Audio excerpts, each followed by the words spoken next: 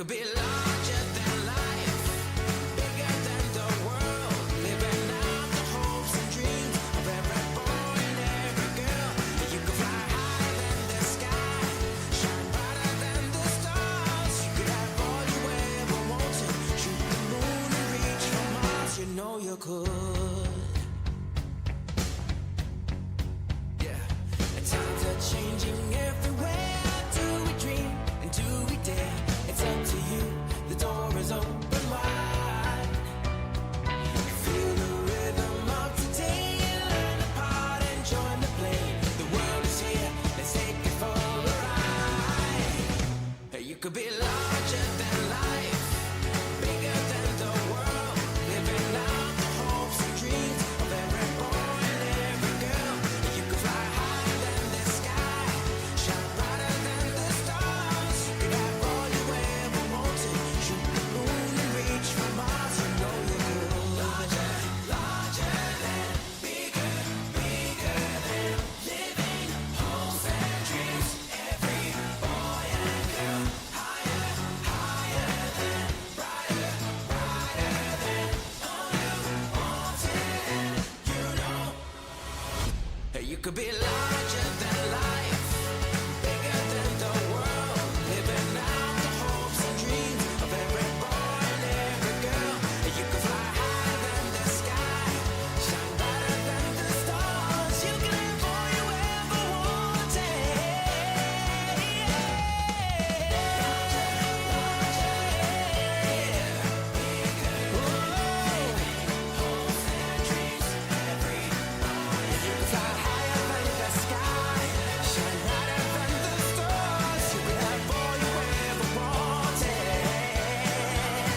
You know you could.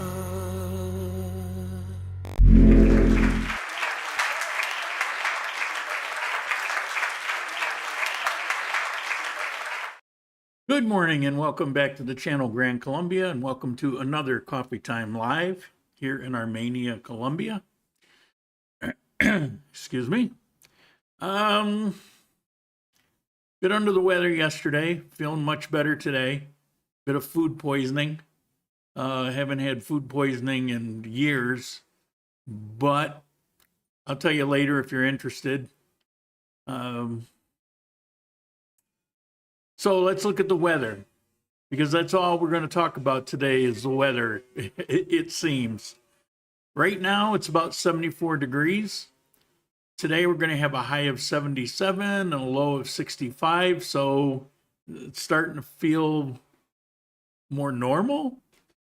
Colombian pesos exchange rate, as of this morning, 39.39. It's been bouncing all over the place, but within a narrow window. Okay. First of all, I uploaded a couple of videos this week before I got my food poisoning. And I had some of the coffee channel stuff that I was going to work on, but I got sick. So if you haven't seen those videos, take a look. They're here in Oro Negro, where I live, showing a couple different things, including the barber shop that,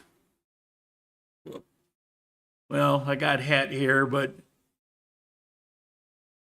believe me, it's actually a good haircut. It just, the hat kind of messes it up. And I don't wear hats normally. I just wear it for this channel. Okay, let's take a look at the comments we got. Okay, first of all, whoops, wrong button. Oh, my control panel's working again. We've got here Juka with his contribution. Thank you very much. I've got good morning, Rob. How you doing? From Fort Lauderdale. 460, is that the number of years you got left or number of weeks? Here I put up, oops. Let me get out of here. There we go. Gotta watch what buttons I'm pushing.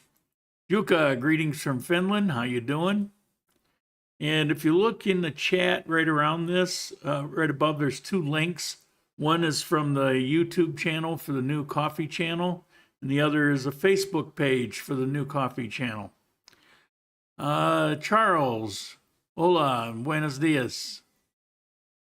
Everyone here in Monteria, Cordoba, you mean Monteria. I'm not, that confuses me. The city Monteria, I believe you're talking about. Just here for 6 days this trip, 18 months from now, thinking of moving here. Wish I could talk my girlfriend into Medellin, but not an option. Listen to her. Good morning from Los Angeles. Michael, how you doing?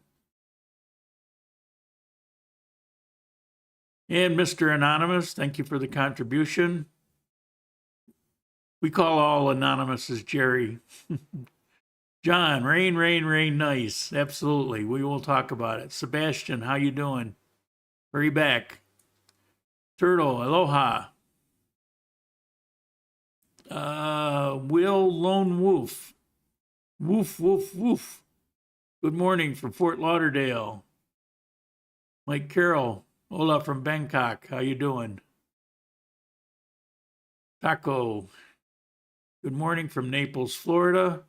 Hey, dump girlfriend and move to Medellin. Dump Medellin and move with your girlfriend. I guess it all depends. I mean, if you like the endless nightlife and endless chicas for hire, you know, it's not a bad place, I guess. Just depends on what you're looking for. Brian, good morning. Missed the live show a couple weeks in Cali now. Girlfriend ain't a wife. No, that's true. My ice water is not a rum and coke either. Okay. So, I want to mention a couple things here. If you're over 30 with girlfriend, come on, dude. I don't know what that means. Mike Jarvis, good morning. I've eaten crow. Meat tastes like a cross between spotted owl and bald eagle. I think you're about right. And I will be eating crow a little bit later in this episode. There's a reason I put that up there. I got called out, and technically I was accurate. However, there's a caveat that I didn't mention because I wasn't aware of it. And so I'm going to mention that because if it was not complete information, then it's not accurate information. Doesn't matter if it came out like 2 days later. Okay, so I'll eat some crow in a little bit. I wish I'd eaten crow this weekend. Oh my God. No. My biggest fear right now is that I will be hit again and I'll have to run off to the bathroom. Not to be gross, but I've never vomited so much in my life, I think. And it's a good thing. It's nature's way of kind of getting that toxin out of you. I went to the Venezuelan supermercado down the street. And back in the meat department, I didn't buy any meat this week for groceries, but back in the meat department were these homemade chorizos, vacuum packed in this plastic thing. And it was made by the meat department there. And it looked pretty good. So I grabbed them. I said, well, I can have one of those for lunch. So I got back and I cooked it up. And it was weird, but really tasty. And it was some hours later, I got sick as a dog. And then I ended up, well, shooting from both ends of the barrel, I guess you could say. It was pretty bad. Yesterday I slept for, God, on and off for about 24 hours, which is a good thing. So I wouldn't be tormented. I'm going to have to get up here and there out of necessity. But I don't know, food poisoning will generally last 3 days, and I'm somewhere in the area. I'm feeling better, although I'm not feeling right. I'm feeling pretty drained. I ate 2 pieces of toast in the last couple days. Okay, enough of that. So I want to mention a couple things. I got a message, and this is no slam on anybody, but they're good examples. Don't argue with people that know what they're doing. The tendency is, in a different country, you're suspicious because you don't know how things are supposed to go. And you've been indoctrinated by this idea that people are out to get you. So, case number 1, somebody getting a visa and was told that you can't get the EPS Colombian health insurance anymore, which is not what was really said, but anymore. So you have to get a foreign insurance in order to get your visa here. Well, that's somebody's interpretation because they misunderstood. You can't get EPS Colombian insurance when you're getting your first visa because you don't even have your cedula yet. And without your cedula, you can't sign up for it. So you have to have the 3 months worth of traveler's insurance that's in place during the period that you're getting your visa. That hasn't changed. That's the way it's been post-COVID. That's the way it's been for several years now.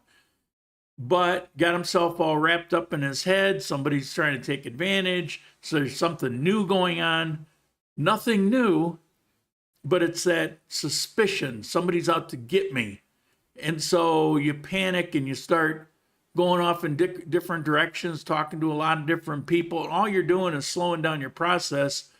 Just follow the process and it'll get done. Don't argue with the person who's an expert, does it every single day of her life. Just do what she's telling you to do.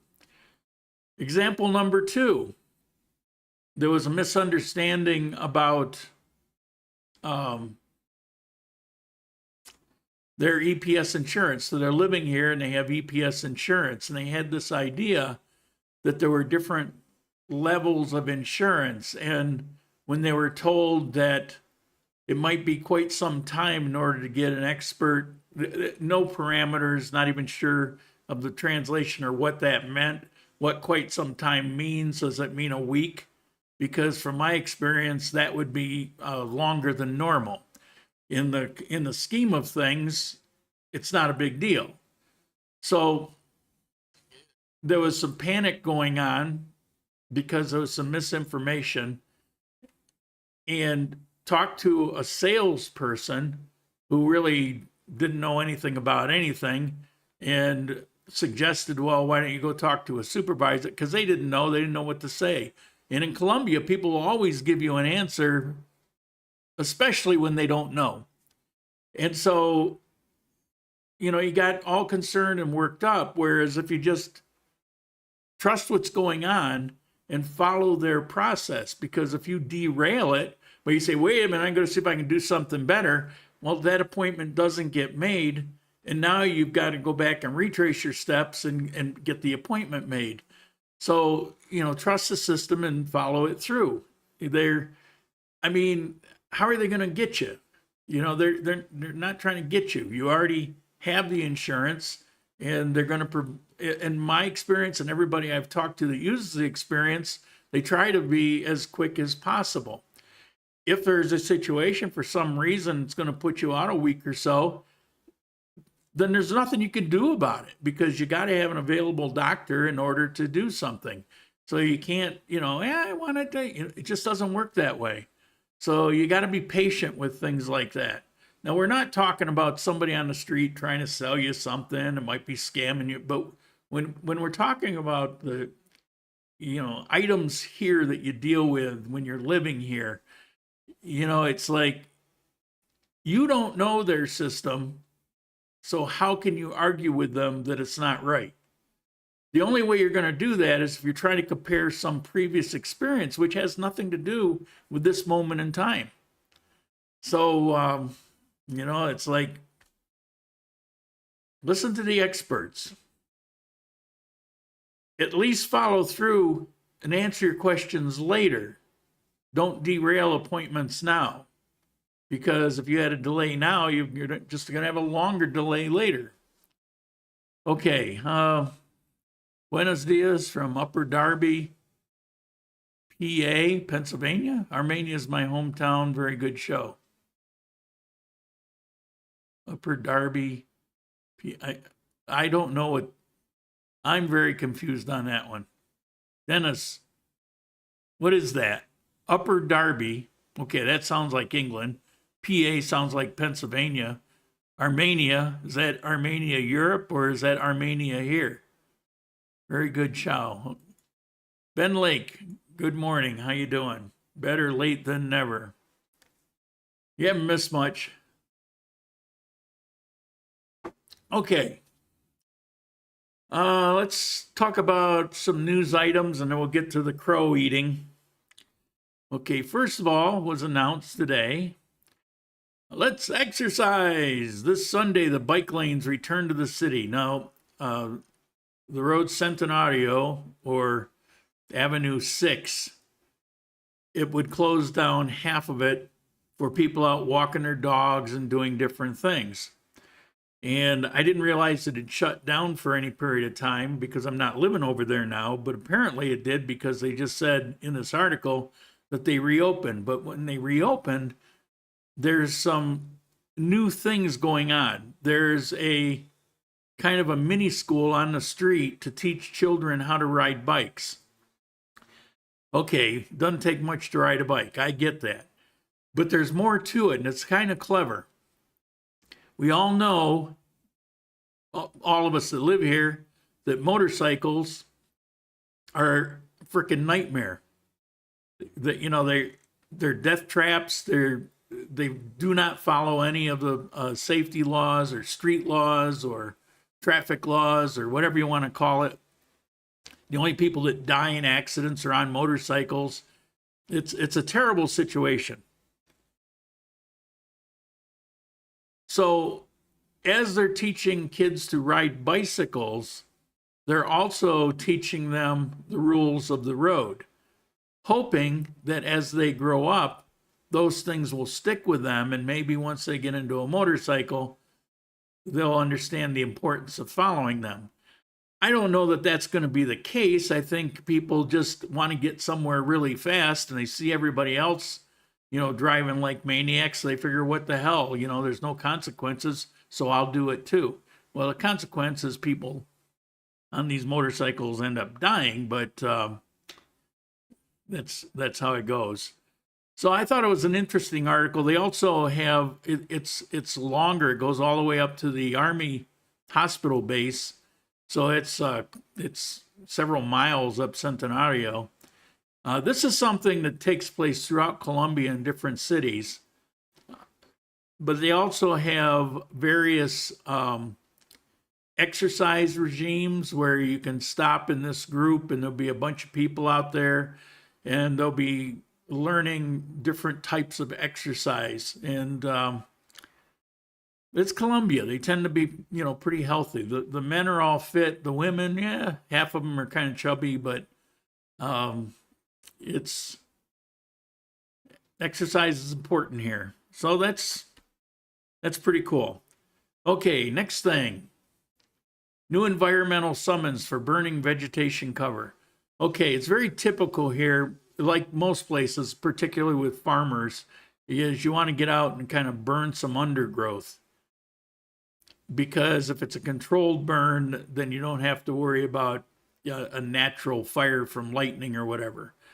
And it takes place on an ongoing basis, particularly with farms, because, you know, the ash goes into the soil, which helps put nutrients back in the soil. It's just a common thing. But with the dry weather we had been having, this was becoming problematic, and I'll get to that in a moment. So you want to be real careful, and you want to make sure you notify the fire department. They have certain rules about it because it was getting out of hand. Now let's get to the next article, which is the beginning of eating crow.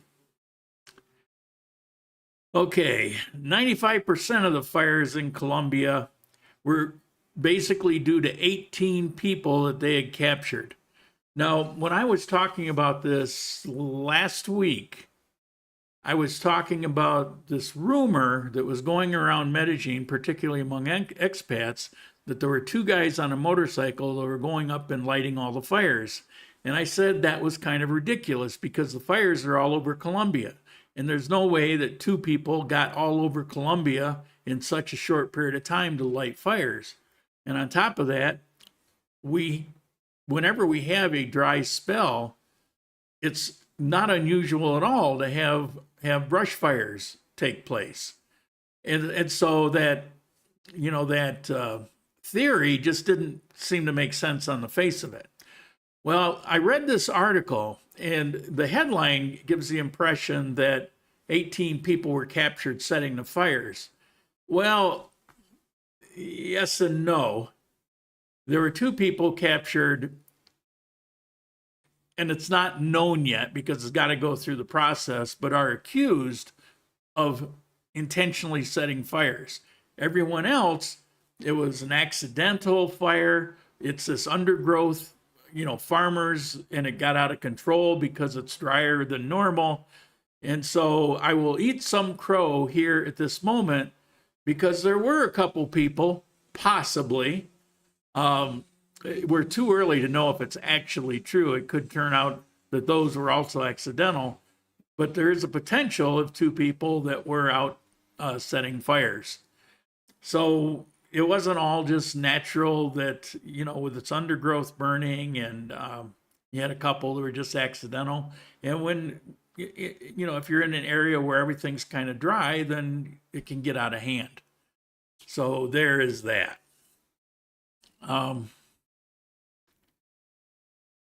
What else we got here? All right. So like I said, not exactly an error, but sort of an error. This came out a couple days later. All right, back to the weather. Several emergencies reported this Friday due to heavy rains in Armenia. Now, it was reported that we're going to have rainstorms this weekend, and it started Friday. And here in the north, we had a couple of boom, thunder, lightning strikes go off, and it rained. And it rained pretty good, not like crazy heavy, but pretty good. And it lasted, I think, about an hour.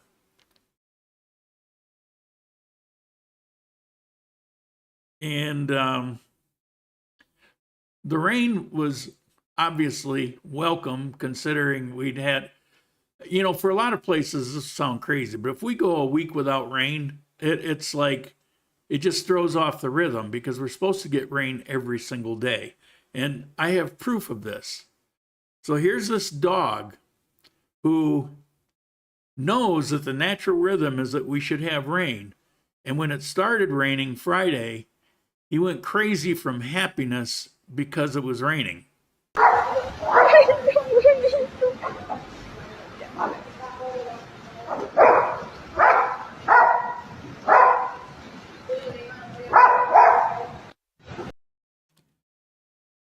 If you know, you know.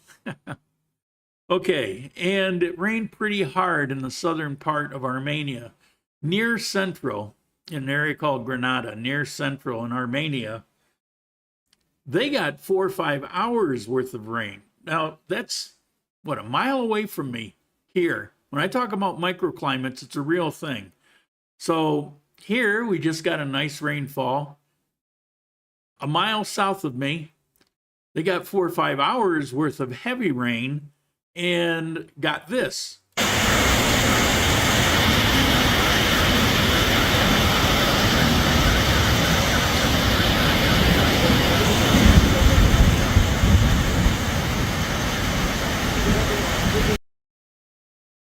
Pretty sweet, huh?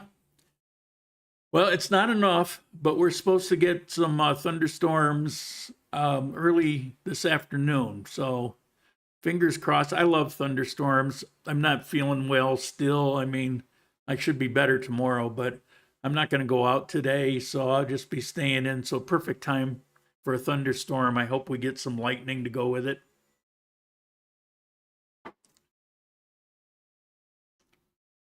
Charles, let's see. Way over 30, and yes, she's 25, but 14 months together, and she does all I ask and asks for more money, but I just say no. It's just the way it is here. See what you can get. You know, you've got a point. There's a difference between girls that are scamming you for money and girls that want a sincere relationship but are looking for money. And they're worlds apart. And I don't see this different actually anywhere in the world. You know, guys talk about the Philippines. Well, they can get somebody and, you know, they fall in love and the girl's just dedicated to them. And I know there was one that was doing some YouTube videos, and he was a pretty old guy. And people said, well, their relationship was a sham. Well, it clearly wasn't, because when he died, you know, she was torn up. She didn't go. 2 years later, she's not with somebody. He asked her to continue putting videos up. She doesn't do it very often, but occasionally she does, gives an update on her life. Where the money comes in is if you're with somebody in this country, like in the Philippines, they're very family oriented. They're not going to just forget about their mother or their father or their brothers and sisters or whatever. And if they're struggling with the economy, you know, they're maybe having a hard time putting some things together, and you're there as kind of assumed you're now part of the family, there's an expectation that you're going to be part of the family, which means you're going to help a little bit. And it's, if you weren't from the US, if you were Colombian and you were holding down a good job, the very same thing would be expected of you. You're moving into this family. You're becoming part of this family. If it's a serious thing, then that becomes part of your obligation, just like your family would become obligation to them. And so it's a world of difference between, you know, being a Medellin, picking up some part-time hooker on Tinder, and, you know, she's trying to scam you for everything she can get within a short period of time.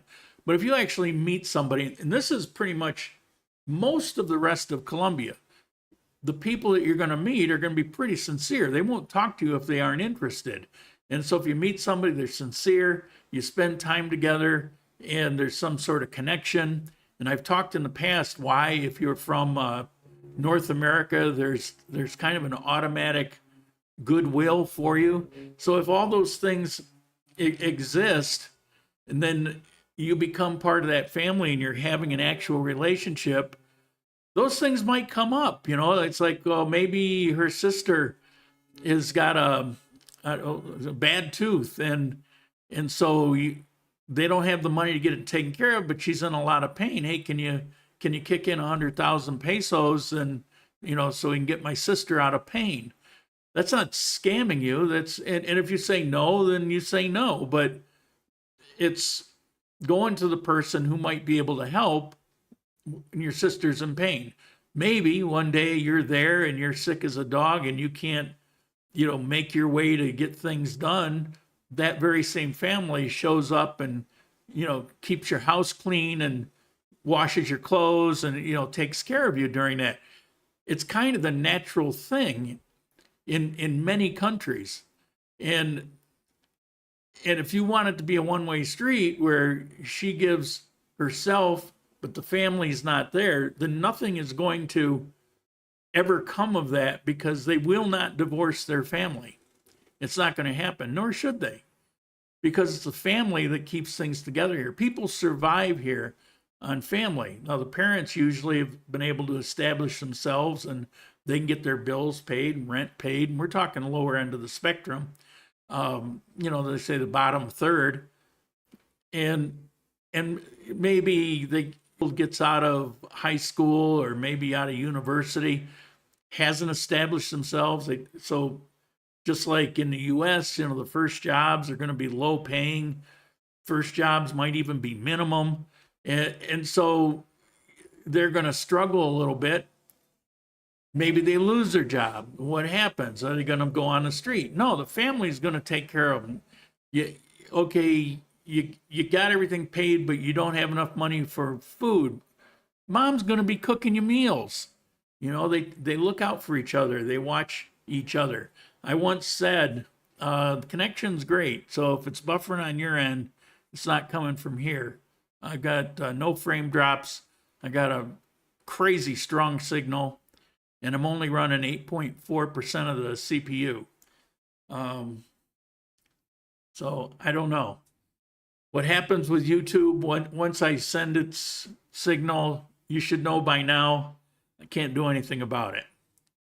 But it's important to be able to differentiate and have a little bit of trust. I mean, on one hand, you don't want to be a fool and you don't want to be used as an ATM, but on the other hand, you don't really want to be an asshole either. And so you need to learn the difference. You need to learn how to recognize those. Let me look here. Buffering here. Sorry. Sebastian, thumbs up. Oh, here we go. Upper Darby, Pennsylvania. Okay. I thought that's what you're saying, but I was very confused because then you said Armenia in the same breath.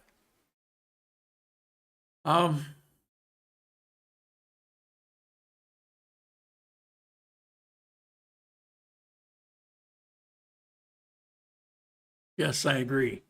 Now, Sebastian was born here in Colombia, but at a very young age moved to the United States. He's lived there his entire life. His Spanish is certainly better than mine, but it's not Colombian Spanish. And he's come back. He's still got family here. He's come back. He bought himself a condo, and he's planning his life in the United States so that he can kind of get back here as soon as possible and still be financially viable. And so, you know, he has some knowledge about what I'm saying. And I've talked to so many people here in Colombia about this, particularly guys and their point of view on this. And there's just an assumption here, if you're a guy, that if you've got a pretty good job, that money that we throw away on the boys is going to go to the family. You know, so it's you got to realize it's like that. You thought funny when I said I had nothing extra. Family sent us a whole dinner delivered. Yeah, and that's another thing is they will do things for you that very often maybe they couldn't even afford it. But they don't see things the way that we see things. And if they've got $10, they might keep $1 for themselves and provide $9 to you in some, you know, show of appreciation or something. It's they're very unselfish people. And again, it all gets colored by somewhat in Bogota, but mostly in Medellin, where it has just been thoroughly corrupted by the tens of thousands of people that go through there and throw money around and act like big man on campus. And, you know, so it gets very corrupted there. But you can't know Medellin alone and think that you know Colombia, because all the rest of Colombia, and it's a big country with a lot of cities, it's kind of a different thing. You will get some of it, like in Pareda, there's some of that goes on. Here in Armenia, there's a couple girls here that, you know, trying to look to score from a gringo, but it's few and far between. And it's only because they have friends that went to Medellin and they tell them, hey, you know, if you get on the internet, you can, you know, scam somebody for you know, so you get some free money kind of thing. Yeah, most people won't go for it, but some will. All right, so let's see. My coffee channel. I want you to, if you're interested in coffee at all, this will become very active. This is a YouTube channel. I put one video up that I made 4 years ago that does an interview of Candile Coffee, and it talks about different types of coffee. He roasts some coffee right there. He looks at some beans with the red beans, the cherry. And it's a pretty good video, but I only put it up there as kind of a filler. Soon, I will be putting out, there would have been something next Wednesday, but food poisoning kind of slowed it down, so it looks like it'll be the week after. But soon, every week, there'll be information about coffee. We'll be going to different cafes here so you can see what's going on. We'll be going to different coffee farms, check those out. And then we'll also talk about simple things about coffee, like, you know, making coffee and what's the difference of the grind if you're going to do a French press or a mocha pot, or you're going to use a espresso machine, or a lot of practical things. And that'll be kind of wrapped up in one episode. And then next week, it'll be something similar along the lines. So you might want to sign up. I did put the link. It's up in the top of the chat. I put the link for the YouTube page, and I also put the link for the Facebook page, Columbia Coffee Adventures. And that's the logo that I've come up with, and that's what we're going to use. So if you could support that channel and let people know and get a lot of people in there, this is actually going to become kind of like a part-time job for me. I've continued doing coffee time and those kind of videos. That's always been a hobby.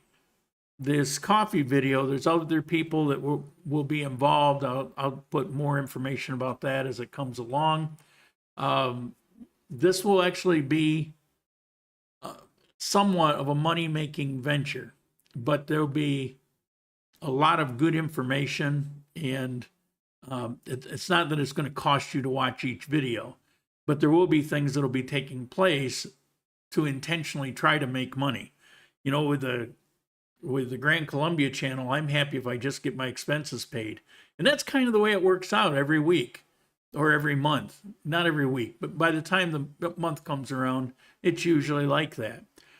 But with this coffee channel, it's going to be very different. There'll be things like, for example, there are certain coffees here that are just unobtainable elsewhere that are pretty freaking amazing. We are setting it up so that you'll be able to buy those coffees on a 1 pound of coffee basis. There'll be beans, because you don't want to grind it and then ship it off somewhere a couple of days in a minute. You don't want to do that.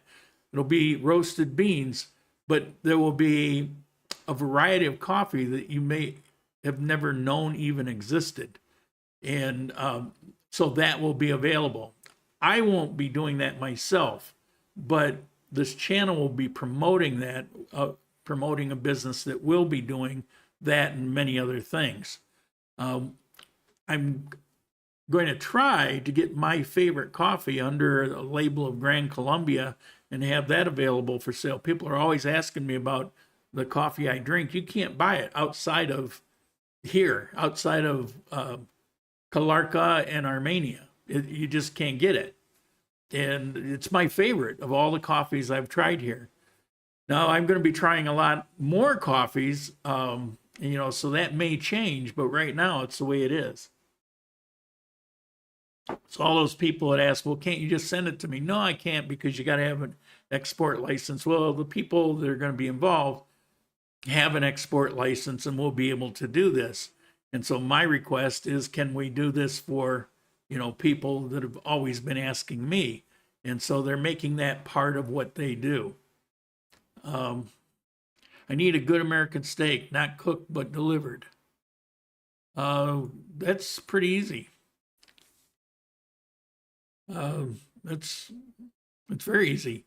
I've shown this in the past. You can buy them out of a meat company in they're located in Medellin, but they have ribeyes and New York strip that are Angus. They also have really good Colombian beef, which is excellent. So it's here. It exists. Cordoba coffee, Colombia. Ever think of setting up a small coffee plantation with viewers investing? No, because that requires a certain level of full-time dedication that I'm not prepared to give. It would be fun to be involved in something like that, but for me, it would have to be at arm's length. I mean, you see, I'm 70 years old. I have health problems. I wouldn't say the food poisoning had anything to do with that, but I have health problems here or there. And how do you, what's going to happen if I'm sick for a few days and I can't deal with that? Does that mean I have to hire a crew? And now I've got the responsibility. And if I get viewers investing, what if it's not enough? And what if I need more and it's just not there at the time? Then I got to take it out of my pocket. And I don't make enough to do that. That's why this channel, I have to have contributions to keep it going, because I can't just keep pulling it out of my pocket. I still do here or there, but then the next month it seems to make up for it and I get it back. It's like, it's just how it is. But this will be something different. There, as I mentioned, there will be other people involved, and something like that might be a possibility. I'm keeping my involvement in this strictly in the video sense, and I will help them with the promotional sense. I actually have a background in marketing and different things like that, and so I will be there with them for that and support them in that, because I believe in their vision. These small, you might almost say boutique coffee farms that exist in Quindío that make some of the finest coffees in the world. These coffees are not accessible to people in the US, for example, or in Canada. You can't get it unless you fly here to get it. You just can't get it. So, but these coffees will be represented in these international world championships, where they do these blind taste tests, and it's like Quindío wins another one, Quindío wins another one. It's like it's like the big secret of coffee in Colombia, because everything is exactly right here. These are not big commercial farms in Quindío. They're family owned for generations.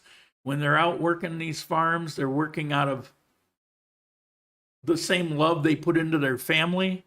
They have this intense interest. They're personally involved in what goes on, and it's a matter of pride of the quality that goes out. And most of Colombian coffee, just like most coffee in the world, they're larger commercial operation. And the goal is see how much we can, put out, and how much we can profit. The problem here, because it's such a small, it will never be large commercial operations. And so the farms here will either sell off part of what they have to these commercial operations and get pennies, or they bag it up and sell it here locally, so the people that live a medium to upper middle class life can buy it. But they need more. And one of the concepts is to be able to support these local coffee farmers and open up a market that they didn't have access before, where they can actually make some real money because of the quality of what they are producing. It's not like, oh, this is crap coffee, let's see if we can get an extra buck. These coffees are special. And I've tasted enough now to know that there is nothing better that I've ever had than what exists here. and the range of what they are, the flavors, it's unbelievable that in one area, the as small as this can have such a huge range of flavor of essentially the very same coffee bean. You know, the Arabica beans just like all over the world.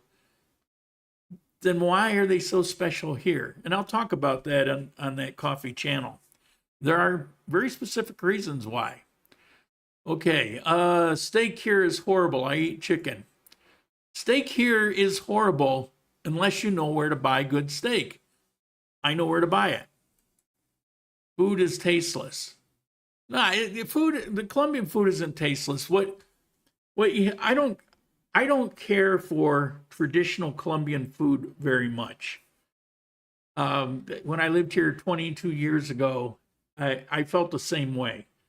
And what was tasteless at the time, it was bland. And it was bland because back in those days, they didn't use any kind of spices at all.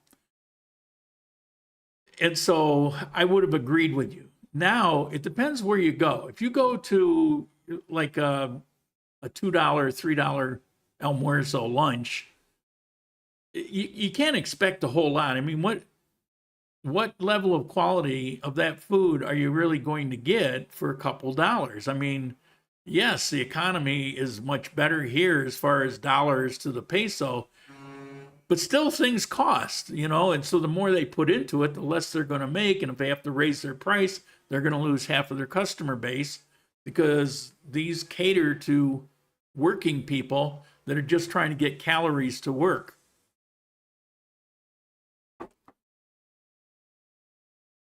However, there are places, even with the typical food, such as Todo Chuleta, which is a restaurant here that is based on Candian food. That food is excellent. I mean, it will just blow you away. It is so freaking delicious. You've got like everybody talk bandeja paisa. Well, a lot of them here are just kind of crap. But there's one out of town. I think I showed it here once.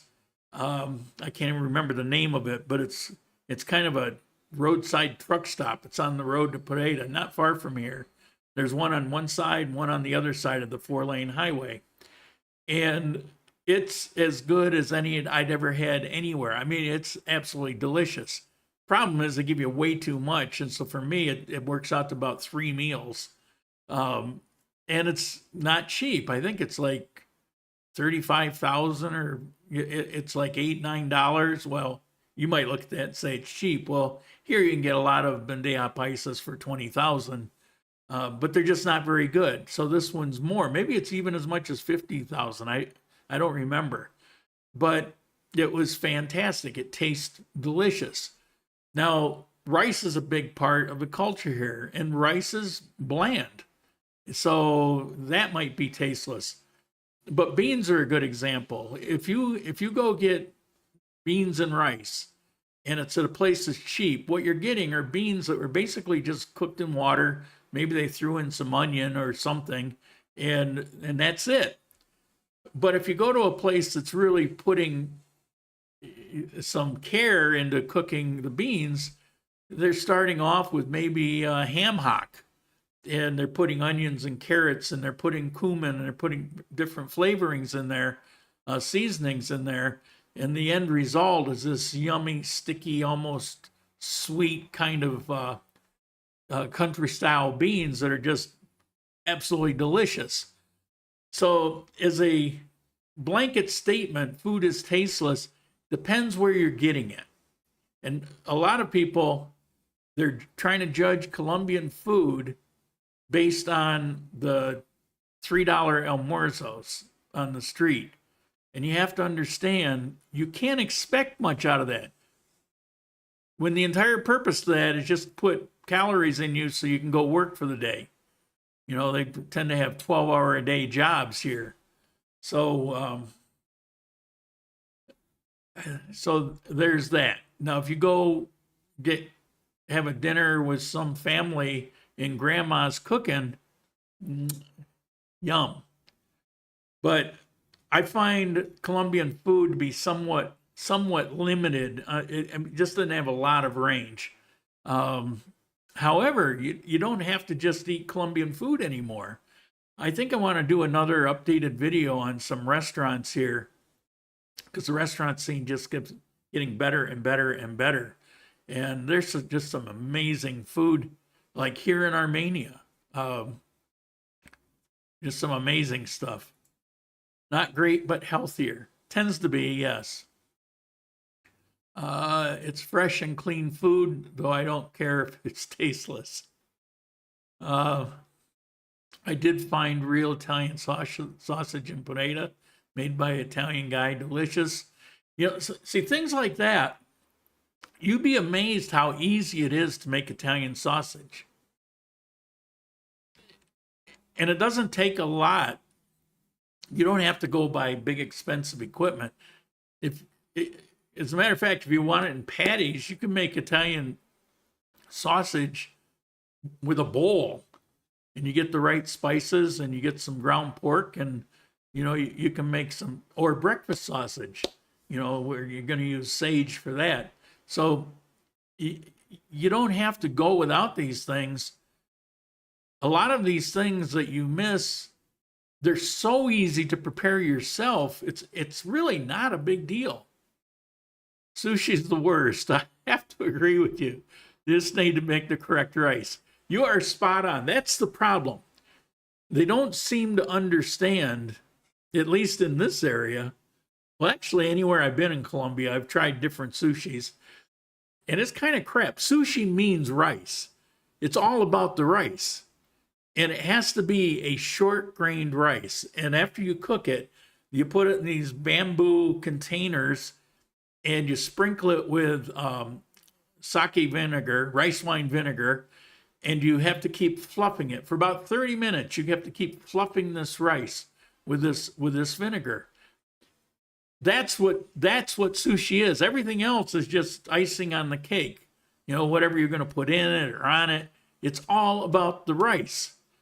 And you can't start with your typical long grain rice and ever achieve sushi that tastes like it's supposed to taste.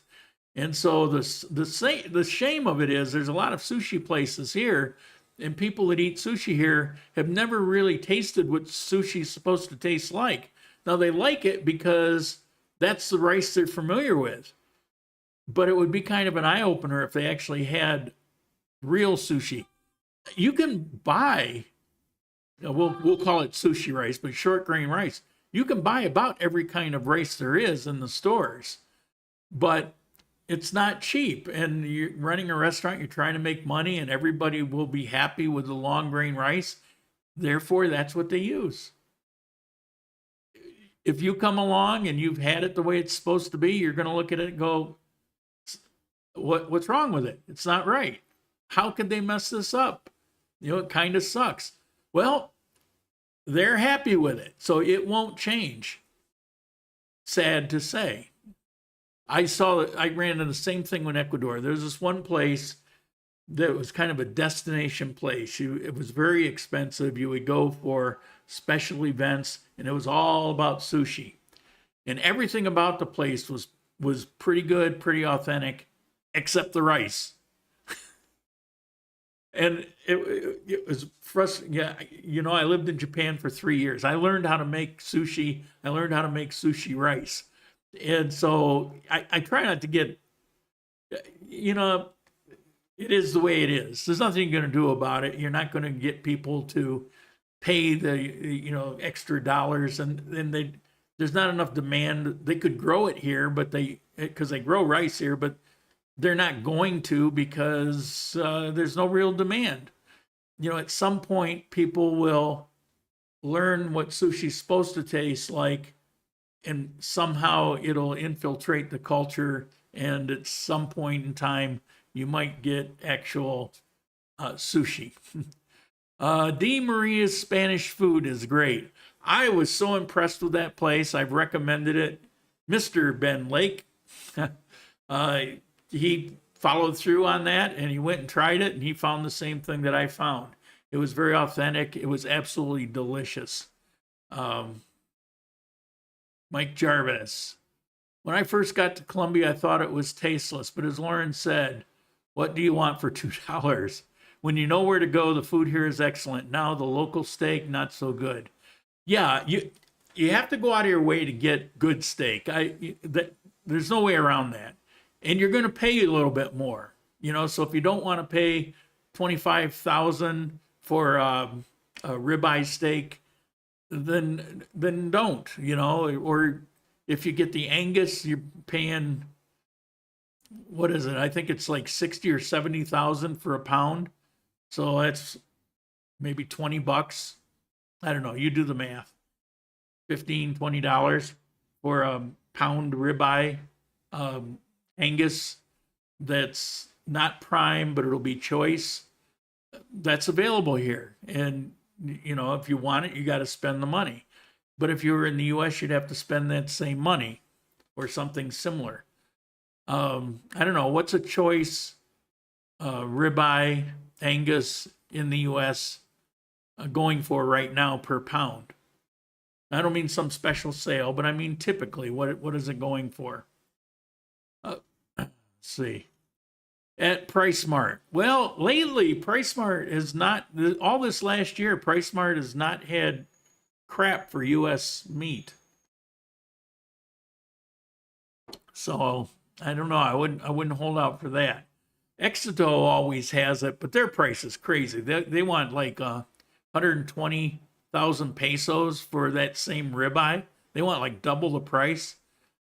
But when I have money, what I'll do is I'll order up a box of, it might have 4, maybe even 8 steaks. They cut them, vacuum pack them, freeze them, and then they ship it to me. I get it the next day. So for 200,000 pesos, I've got enough meat to last me 1 to 2 months. Because I don't eat a lot, and I don't eat it the way I used to, and I don't take that, you know, pound steak and eat the whole thing, or I rarely do. You know, I'll cut it up, maybe make a couple steaks out of it. I just don't eat that much meat anymore. Your taste changes. Maybe there's a good thing about spending some time not getting good beef, that when you do get it, it just seems so much more, I don't know what's the word for it, satiating. It's just more decadent. You know, it's got more fat to it. It kind of coats your mouth. It's got real flavor, and you just don't need that much. Turtle, I've been in search for a decent pizza here in Colombia, 6+ years. Nothing but tons of bland, greasy cheese and not much else. Yeah, well, I've said before that the best cheap pizzas you're going to get in Colombia, Domino's Pizza, or My Kitchen. I make a killer pizza. I know how to make pizza. I know how to make the dough. I know how to make the sauce. And the reason it sucks here is because they don't care about the crust and they don't care about the sauce. They'd use ketchup if they could. They only see it as a method of delivering cheese. It's all about the cheese. Which restaurants in Armenia offer the best steak? Well, off the top of my head, I will say, and it depends on when, but in general, La Fogata will have the best restaurant steak. But understand that steak isn't the kind of steak that you have and that you're going to like, isn't really a thing here. But there are some local places that have different style steaks, like Boludos, that can be very really flavorful. You know, they marinate them in something, and they're really delicious.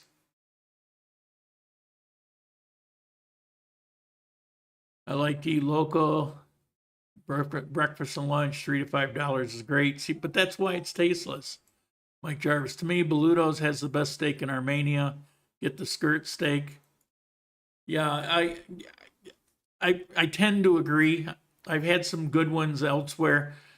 La Fogata for a long time was head and shoulders above everybody else because they had really good Angus. And something happened last year where one time I went there with somebody, wanted me to take them and show them.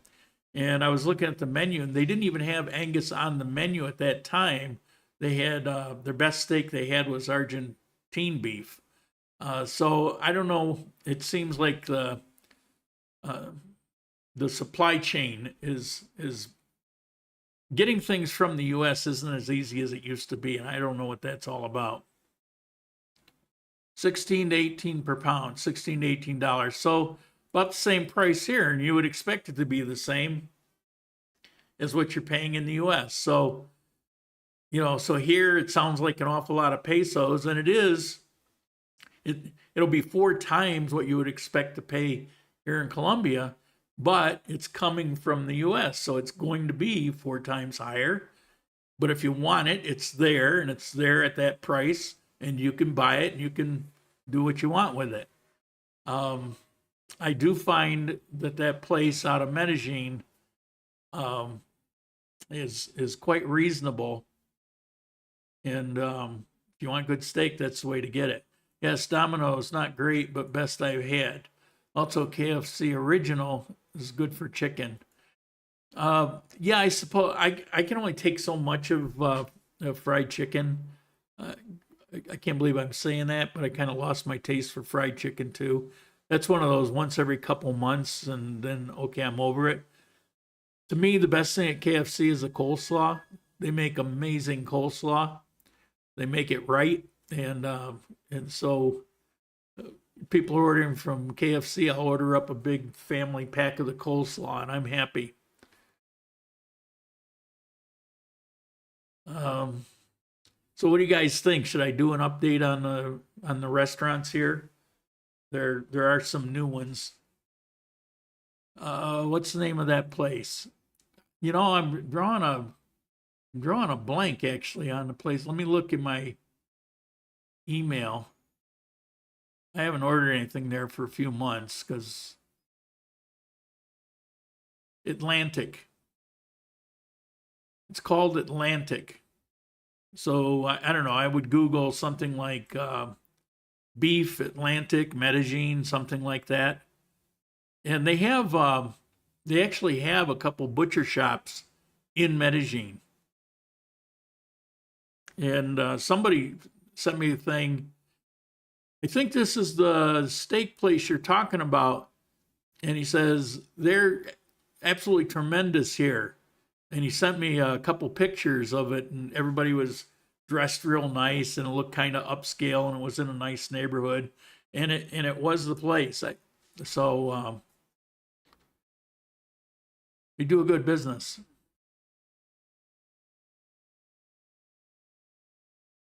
Yes, do an update. Yeah, I think I will. It's I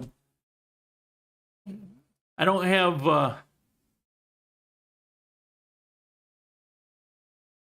I'll probably have to wait until somebody's visiting here, and I can take them around, and they can buy their meals, and I can take videos of them doing it, because it can be kind of expensive. But yeah, I've got some clips too, and I see if I can put that together. I would love to see an update too. All right, I'll work on it. I'll figure it out. Okay. I lasted the hour without having to run away. Still running a little fever, but feeling much better. So thank you all for being here. We had a pretty good turnout today. I definitely appreciate you guys being here for me. I thank you for the contributions. Makes a difference, keeps everything going. And I would appreciate if you would at least spread the word on the new coffee channel. There's a new YouTube channel for that. I think you will find it, I hope you find it really good, really interesting, and very useful. Because I'm going to come up with a lot of stuff that if you're an amateur to middle of the road, it will be great information for you. If you're from middle of the road to expert, you'll already know this stuff. I'm middle of the road, so I'm hoping to spread the information that I know, but tailored to this particular region. All right, and glad you're feeling better. Me too. Well, you get food poisoning. It's gonna last 3 days, one way or the other. And it's just the way it is. I'm just glad that I haven't had food poisoning in a long time. But moral of the story is don't eat out of the Venezuelan supermercado if it's something that they made. All right. I'll see you next week.